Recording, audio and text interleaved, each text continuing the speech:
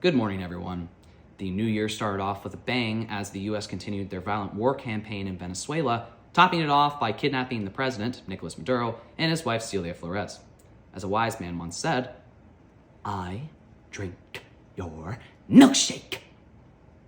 On the other side of the globe, massive protests against the Iranian government erupted in Iran at the end of December into the beginning of January. It's considered the biggest protest in Iran since the 1979 Iranian Revolution.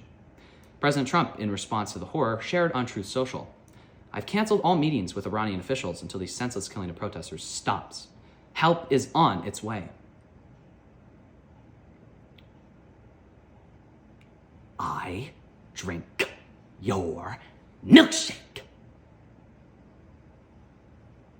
In other news, Indonesia has blocked access to Twitter's AI bot Grok, while the UK's regulatory office, Ofcom, and Ireland's security services have opened investigations into the chatbot after Twitter users began using the bot to generate CSA material and non-consensual sexual imagery of women.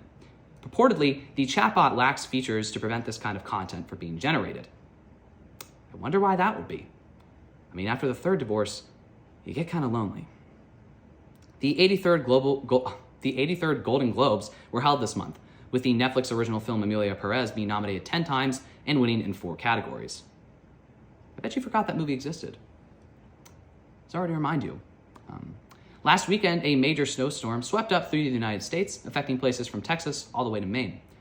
People swept through the box stores, preparing for possible Armageddon by buying 12 gallons of milk. In Maine, a private jet crashed as it was taking off on Monday, killing 7 and seriously injuring 1. Reuters reported that the company listed as its registered owner shares a Houston address with a personal injury law firm. Well, it seems like they've got it covered then. Moving on. Finally, in Indianapolis, mass protests and strikes have filled the city since the murder of Renee Good by ICE at the beginning of the month. This follows 6 deaths that have occurred since ICE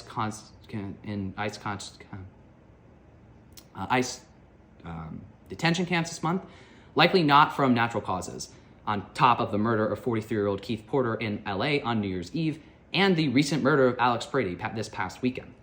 DHS is defending the members of ICE who murdered Alex Preedy, Renee Good, and Keith Porter, claiming that they were domestic terrorists in order to justify their murders, and that the members of ICE were merely acting in self-defense.